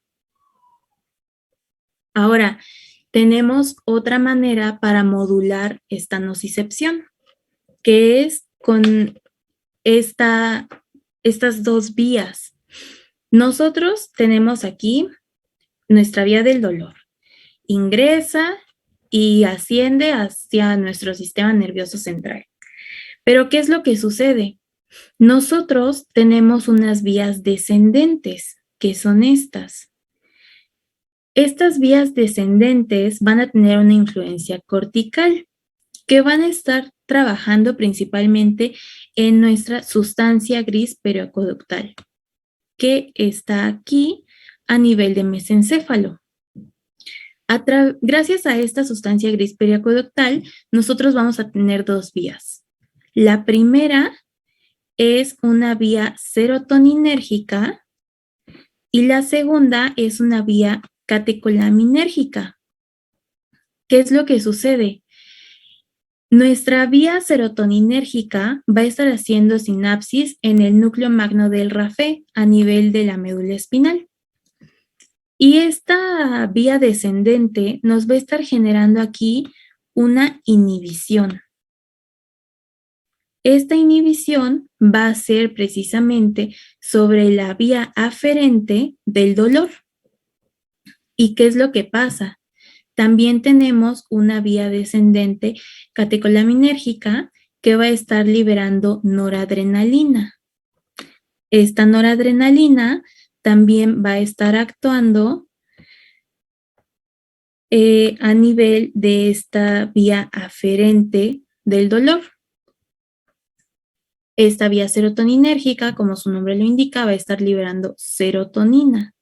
¿Y qué es lo que pasa? Cuando nosotros liberamos tanto serotonina como noradrenalina, vamos a estar disminuyendo la intensidad de nuestro dolor. Es decir, todas estas vías del dolor que estaban llegando aquí ya no se van a propagar hacia nuestro sistema nervioso central, por lo cual vamos a disminuir nuestra percepción del dolor. Y finalmente tenemos otro mecanismo. Este otro mecanismo es a lo que nosotros le vamos a llamar como el mecanismo de la compuerta. Ustedes recordarán que cuando eran pequeños se caían o se pegaban y ¿qué era lo primero que les decía su mamá o su abuelita? ¡Ay, sóbate! Y entonces ahí les estaban sobando y ellas decían, con esto ahorita ya te deja de doler. Pues, ¿qué es lo que pasa? Nosotros tenemos activados nuestros nociceptores, pero una vez que comenzamos a hacer este masaje, que comenzamos a sobar la parte afectada, nosotros vamos a estar activando también unos mecanorreceptores. ¿Y qué es lo que pasa? La activación de estos mecanorreceptores van a producir una disminución en la sensación del dolor. Entonces, eso que les decían o su abuelita o sus papás de chiquitos que sobándose se les iba a quitar, pues sí tiene un fundamento fisiológico. Hasta este punto, ¿tienen alguna duda?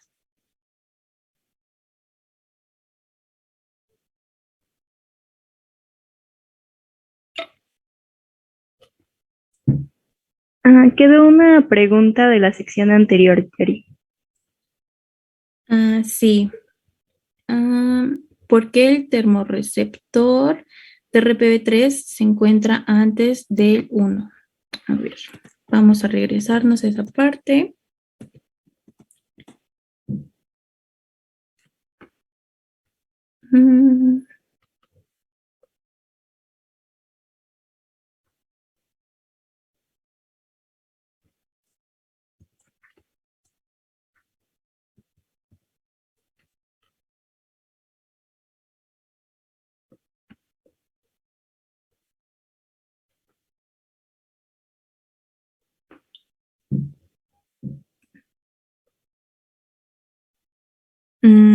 Antes del 1, no sé si podrías escribir otra vez tu pregunta.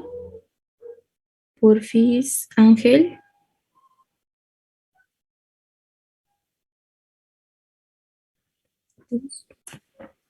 Sí.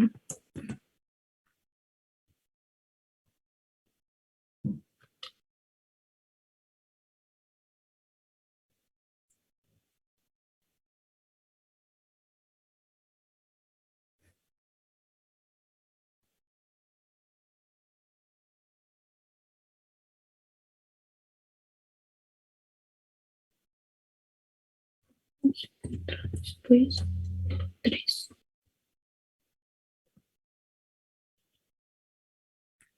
Ok, en esta parte. Sí, pues nosotros tenemos que el calor pues va a poder estar activando TRPV3. Sin embargo, este TRPV3 pues también va a estar anclado a otro receptor en nuestra neurona posináptica. Entonces, este no va a tener aún bien definido a qué otro canal va a estar unido. Sin embargo, también tenemos que el calor va a estar activando al TRPV1. Pero, ¿qué es lo que pasa? Aquí tienes que recordar que TRPV1 está relacionado con calor intenso, pero en este caso estamos hablando de nociceptores, ¿va? Entonces, estos nociceptores son del dolor. Y cuando nosotros hablamos de TRPV3, pues es de calor inocuo. Entonces, esa es la diferencia que hay entre estos dos.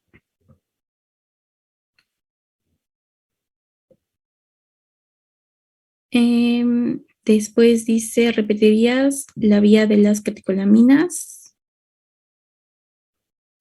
Sí. Aquí. Nosotros tenemos nuestra vía catecolaminérgica. Esta sale desde la sustancia gris periacueductal que se encuentra en el mesencéfalo. Es una vía descendente y a nivel de médula vamos a tener una sinapsis en la médula ventromedial rostral. Una vez que hace sinapsis aquí, vamos a tener igual una vía descendente que va a hacer sinapsis precisamente en el asta dorsal de nuestra médula espinal, pero que también va a estar inhibiendo las vías del dolor, ya sea de nuestras estructuras somáticas o viscerales. Entonces, en este punto, en la médula espinal, nosotros vamos a tener una liberación de noradrenalina, que es el neurotransmisor que estaría implicado en esta vía.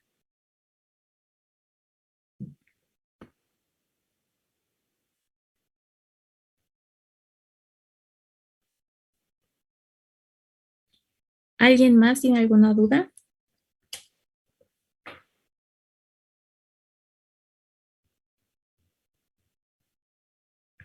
Parece que no. Entonces vamos a continuar. Hace unos momentos yo les mencionaba dos conceptos, hiperalgesia y alodinia. Estos dos van a estar relacionados con el dolor. ¿Por qué? La hiperalgesia va a ser una respuesta exagerada a un estímulo nocivo. Es decir, si bien vamos a estar persiguiendo un estímulo nocivo, la hiperalgesia va a ser aquel punto en el que nosotros, toda esa respuesta que nosotros podríamos tener va a ser aumentada, o sea, va a ser, en este ejemplo, tenemos una persona que se está bañando, está usando agua caliente, y llega un punto en el que el agua es tan caliente que comienza a generar dolor en esta persona. Sin embargo, esta persona va a estar percibiendo una sensación quemante, a pesar de que aún no se llegue a la temperatura en la que podría sentirse así. Entonces, vamos a tener esta respuesta exagerada. Y esta es la principal característica de la hiperalgesia. Contrario a lo que sucede con la alodinia. La alodinia va a ser una sensación de dolor en respuesta a un estímulo inocuo. Es decir, tenemos el mismo ejemplo de esta persona. Esta persona pues se está bañando igual con agua caliente, pero en este caso la persona está bañándose con un agua tibia. Es decir, esta agua no está haciendo una estimulación hacia nuestros termorreceptores para el calor inocuo. Sin embargo, esta persona va a estar percibiendo esto como una temperatura muy elevada. Entonces, esta persona va a sentir una molestia muy grande a pesar de que el agua con la que se está bañando no tiene esta capacidad o no va a generar esta respuesta en una persona que tiene, que no presenta alodinia. Entonces, en este caso, recuerden, la hiperalgesia es una respuesta exagerada, pero sí es un estímulo nocivo. Sí es un estímulo que por sí mismo nos va a estimular nociceptores. Y la alodinia es una sensación de dolor, pero ante un estímulo inocuo. Es como aquellas personas a las que podrías realizarles una caricia, por ejemplo, en la cara, pero que ellas van a referir que es nocivo. Ellas sienten que los estás lastimando. Entonces, esta es la diferencia. En la hiperalgesia va a haber un estímulo nocivo y en la alodinia un estímulo inocuo. ¿Sí quedó clara esta diferencia?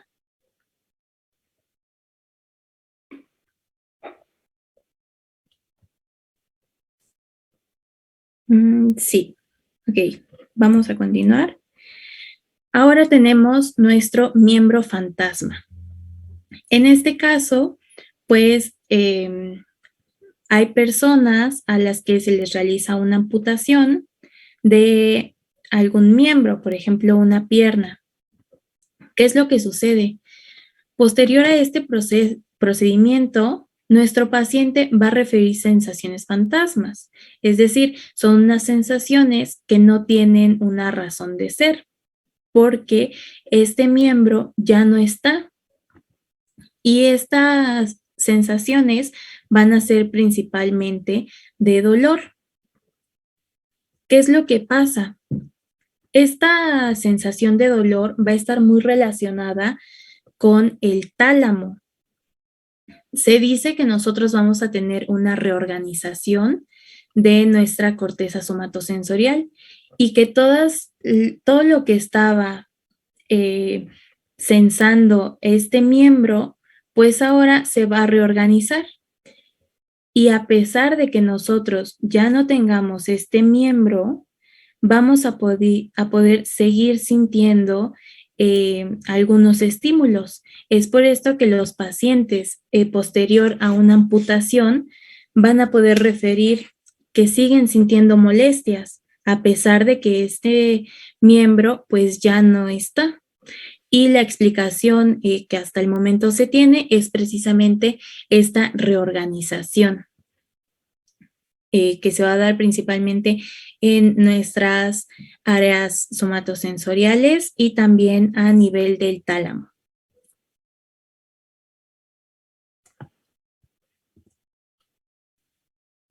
Y ahora llegamos a nuestras vías somatosensoriales. Dentro de estas vías somatosensoriales vamos a tener dos principalmente. En este lado vamos a tener la vía del lemnisco medial y de este lado vamos a tener nuestro tracto espinotalámico anterolateral.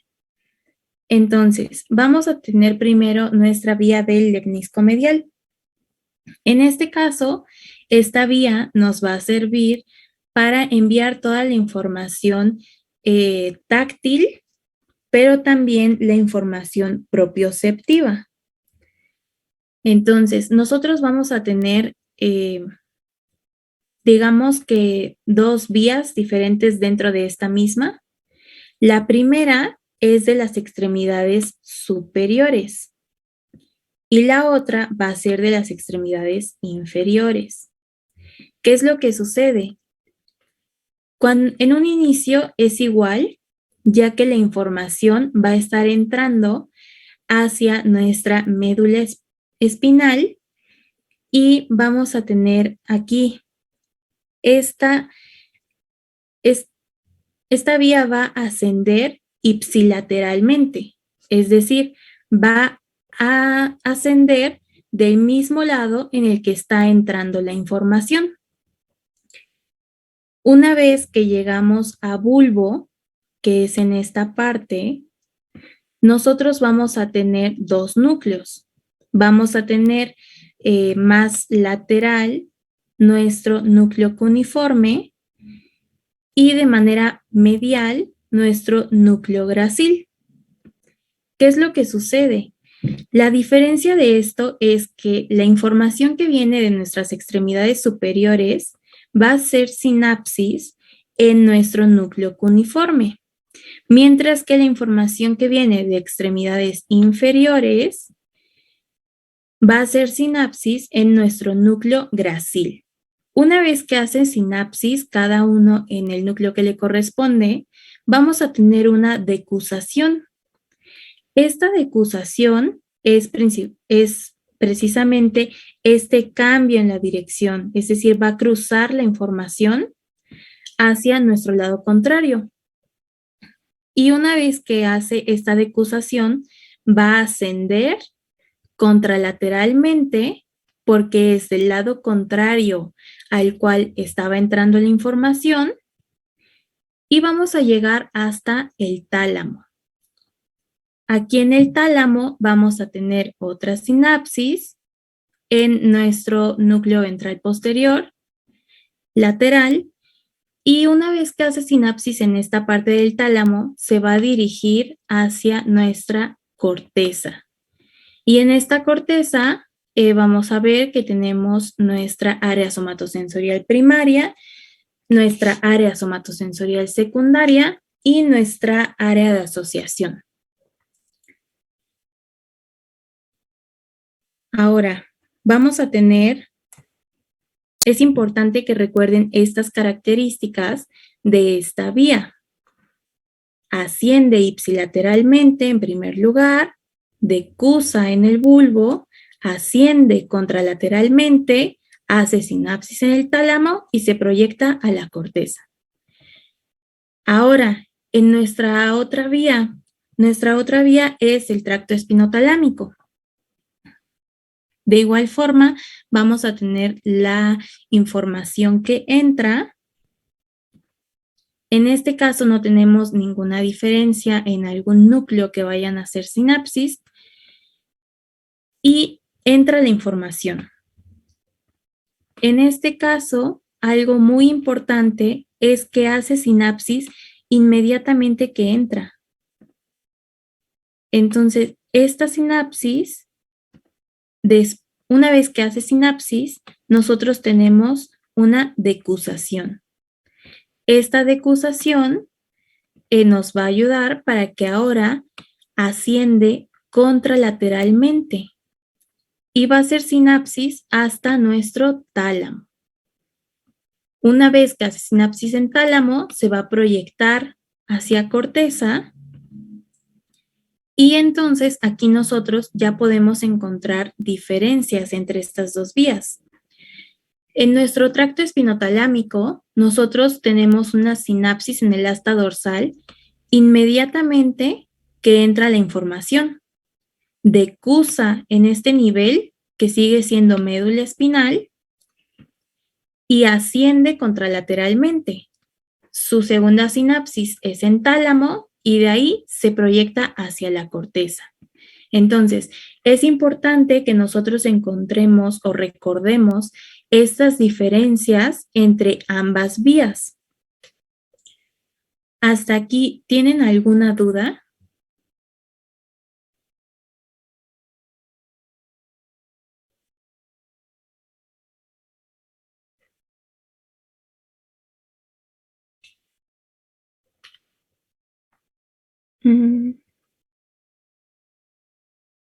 Ok, entonces, ahora que ya les quedaron claras estas dos vías, nosotros vamos a hablar sobre nuestra corteza somatosensorial. Yo les hablaba que teníamos una corteza somatosensorial primaria, una secundaria y una de asociación. Pues nuestra corteza somatosensorial primaria se encuentra en esta parte que es posterior a la cisura de Rolando y que a su vez va a estar utilizando las áreas de Brodmann 1, 2 y 3. En esta área somatosensorial primaria, pues va a estar llegando nuestra información de manera directa. Y ahora, ¿qué es lo que pasa con nuestra corteza somatosensorial secundaria? Esta se va a encontrar de manera posterior hacia nuestra área de Brodmann 2 y se va a encontrar precisamente en nuestra cisura de Silvio, que está aquí. Entonces, vamos a tener que esta área de somatosensorial secundaria va a estar tomando una porción de nuestra área de Brodmann 40. La importancia de esta área somatosensorial secundaria es que va a estar relacionada con el aprendizaje. Y finalmente tenemos nuestra área de asociación. Esta área de asociación va a estar en esta parte, es un área de asociación parietal y pues esta va a estar utilizando las áreas de Brodmann 5 y 7. Entonces, la importancia de esta área de asociación es que nos va a permitir identificar situaciones. Y finalmente vamos a hablar de nuestra hemisección medular. Como su nombre lo indica, pues vamos a tener una sección a nivel de la médula, pero que va a ser únicamente en un lado. En este caso, vamos a tener este ejemplo. Vamos a tener aquí la derecha y aquí la izquierda. Entonces, ¿qué va a pasar? Nosotros hacemos una sección aquí. Es como si nosotros cortáramos. Si nosotros tuviéramos un puente colgante, ustedes podrían ver que esta parte del bulbo representaría una tablita, esta porción de la médula otra tablita y esta porción de la médula otra tablita. Ahora, nuestra vía va a estar representando las cuerdas que están sosteniendo a este puente colgante. De este lado, nosotros también tendríamos el ingreso de nuestra información, igual aquí de CUSA y asciende. ¿Qué es lo que sucede? Estos cordones, estas cuerdas, van a representar nuestro tracto. Entonces, ¿qué pasa si nosotros cortamos aquí? Ya no tendríamos una comunicación con nuestro bulbo. Entonces, tendríamos una pérdida de toda la información que está entrando en esta parte, que sería principalmente la información táctil. ¿Qué es lo que sucede si realizamos lo mismo en nuestro tracto espinotalámico? Pues nosotros también aquí tendríamos un ingreso de la información, sinapsis, decusa y asciende. Entonces, si nosotros cortamos a este nivel, pues, ¿qué estaría pasando? Estaríamos evitando que llegue la información, pero ahora de este lado. Entonces, igual tenemos derecha e izquierda. ¿Cómo se estaría viendo afectada toda esta somatosensibilidad? En nuestra vía del lemnisco medial estaríamos interrumpiendo aquí.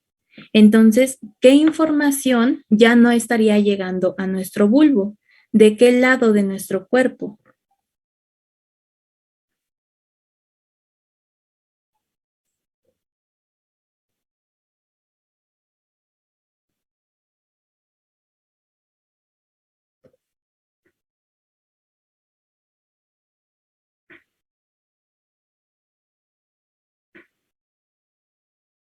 Ajá, aquí dicen, en nuestra vía del lemnisco medial no estaría llegando la información ipsilateral y en nuestro tracto anterolateral estaríamos dañando la información que viene del lado contralateral.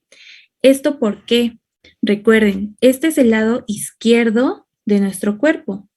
Está llegando la información y asciende inmediatamente. No tenemos una decusación hasta el nivel del bulbo. Y si nosotros tenemos una hemisección a nivel medular, es decir, antes de llegar al bulbo, pues nosotros tendríamos una afección en la información que proviene del mismo lado. Si realizamos una hemisección izquierda en este caso, la información táctil que no estaría llegando a bulbo sería precisamente del lado izquierdo de nuestro cuerpo, es decir, de las extremidades tanto superiores como inferiores de nuestro cuerpo en este caso. Y cuando nosotros hablamos de nuestro tracto espinotalámico, pues también estamos realizando una sección del lado izquierdo. Pero ¿qué es lo que sucedía en esta vía? La información entra, inmediatamente decusa y asciende. En esta asciende contralateralmente.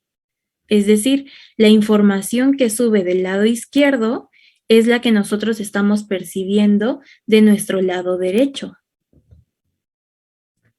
Entonces, si tenemos esta sección en el lado izquierdo, pues la información que dejaríamos de percibir sería la del lado derecho. ¿Sí les queda un poquito más claro?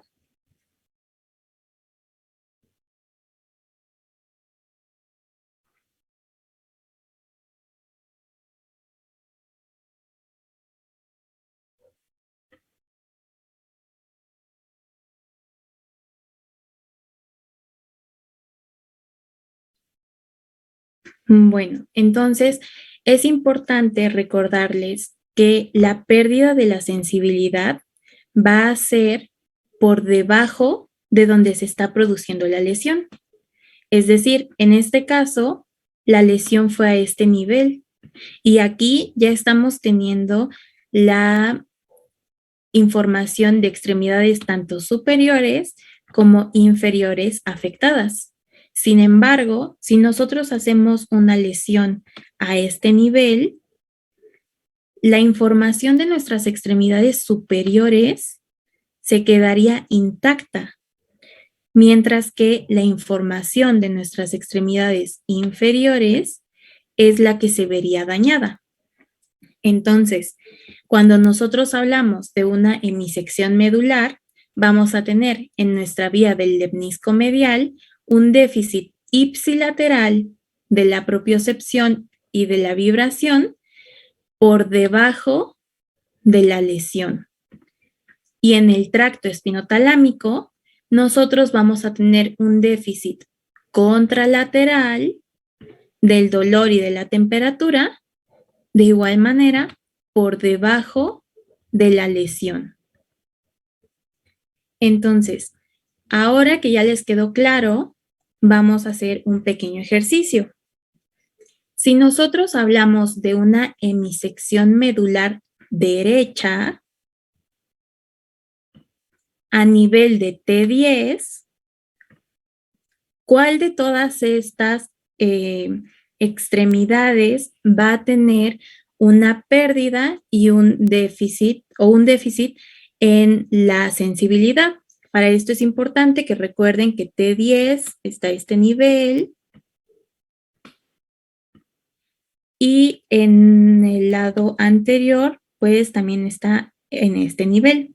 Entonces, yo les pregunto a ustedes, en la vía del lemnisco medial, ¿cómo se encontraría la sensibilidad de nuestro brazo derecho?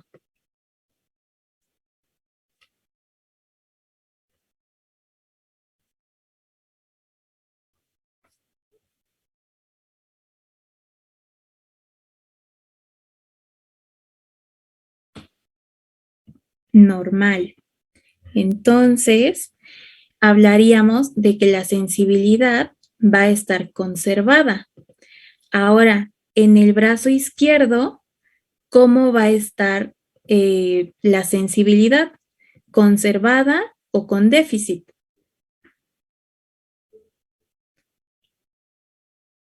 Conservada, ok. Sí, estaría conservada.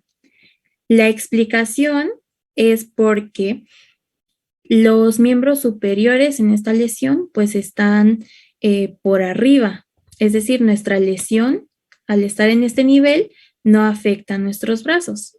Ahora, la pierna derecha, ¿cómo va a tener su sensibilidad? ¿Conservada o con déficit?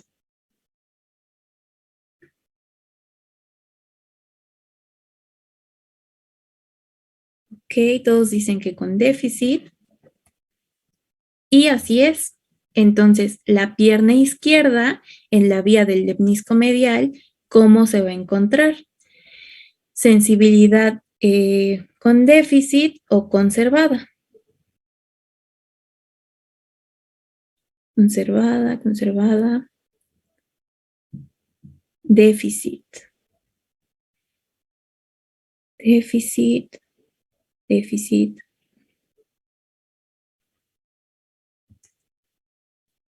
La sensibilidad en nuestra pierna izquierda se va a encontrar conservada. ¿Por qué? Si ustedes recuerdan, tenemos un déficit ipsilateral. Entonces, nosotros estamos hablando de una hemisección medular derecha. Entonces, en este caso, el lado derecho sería este.